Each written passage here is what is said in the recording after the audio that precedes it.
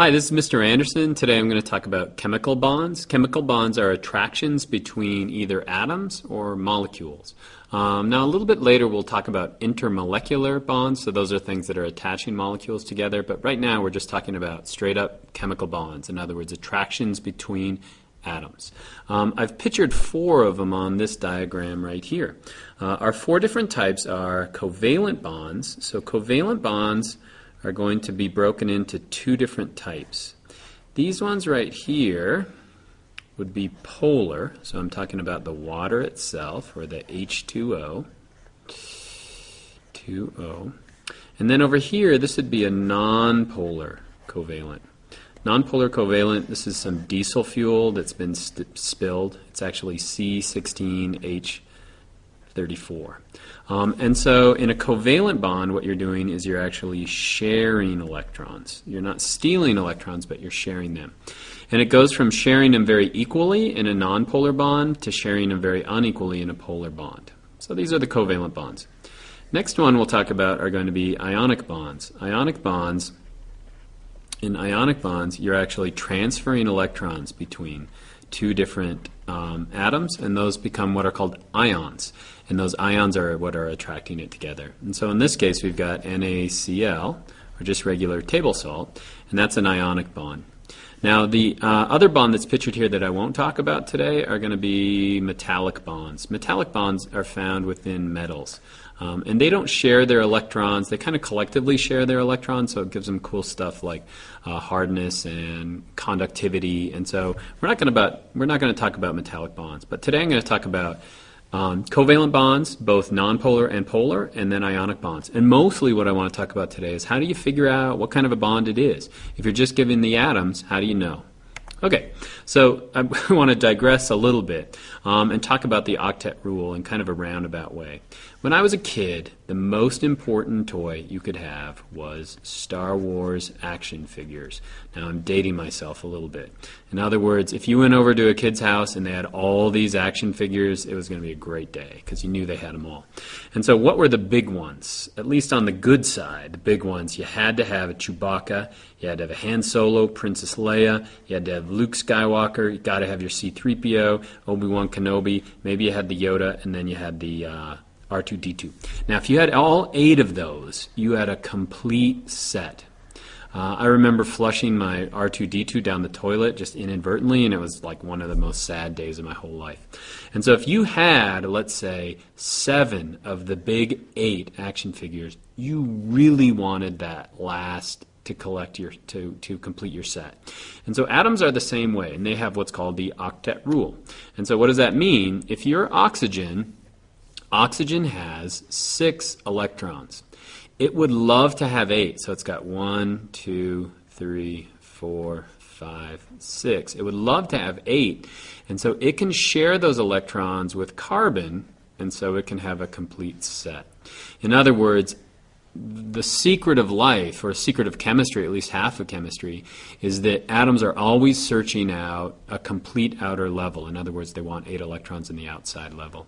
Now, likewise, carbon, since it's got 4, it's got 1, 2, 3, 4, it can share those with the other oxygen. And so in carbon dioxide, they both have 8, or all 3 of them have 8, and so they're all happy. In other words, it's like having a complete set of action figures, and you're good to go. Okay, so how do you know which type of a bond it is? Well, this will vary a little bit depending on where you get your stats, but these numbers are pretty important to remember.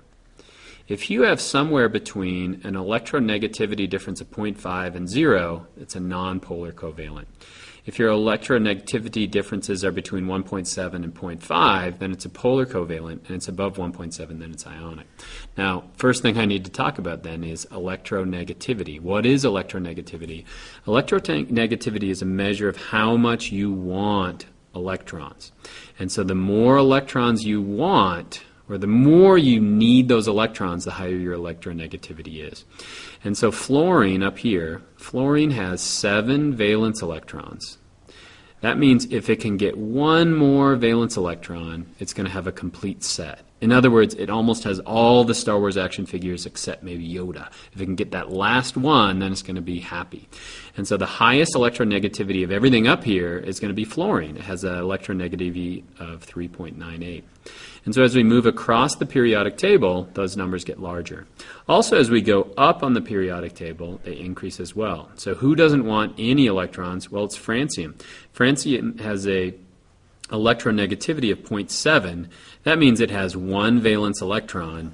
It doesn't need to hold on to it that much. In other words, it'd be easy to give off that electron. It has a complete set right underneath it, and so it's going to be really, really happy. And so by looking at the differences between the atoms and their electronegativity differences, we can easily figure out what kind of a chemical bond we have. So let's do some. For example, let's do water. And so you know that water is H2O. So all we do is look up the electronegativity of the two atoms. And so here's our hydrogen right here. Here's our oxygen. Well, oxygen's electronegativity, and I'm just reading it on this chart, so in my class you'd have to use your periodic table. It has an electronegativity of 3.44. I'm going to subtract that of hydrogen, which is 2.20, and so I get a difference of 1.24. That's the difference in their electronegativity between these two. So what kind of a bond is that? Well, look at my chart. It's somewhere between 0.5 and 1.7, and so I know immediately that that's going to be a polar covalent bond in water. Let's go to another one. Here's diesel fuel. This is centane. Diesel fuel is going to be C16H34. So if I look at, it's hard to draw there, the bond between a carbon and a hydrogen, I just find them on the periodic table. So carbon has an electronegativity of 2.55. In other words, it wants the electrons a little less than oxygen just did. Hydrogen has an electronegativity of 2.20. And so if I find the difference between those two, I get 0.35. And so what type of a bond is found in diesel fuel? Well, it's less than 0.5.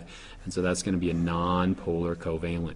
That also explains why when you have diesel fuel and you pour it into water, they don't mix, because one of them is non-polar and the other one is polar. And only likes will attract to likes. Okay, let's go to the last one. That's salt. Salt, what is salt? Salt is NaCl. If we look up our electronegativities, salt, we're going to find sodium, oops, all the way over here, so it's 0.93. I'm going to then find chlorine. Chlorine is 3.16. 3.16. So I subtract 3.16 minus 0.93 as I try to do that in my head. That'd be like 2.3.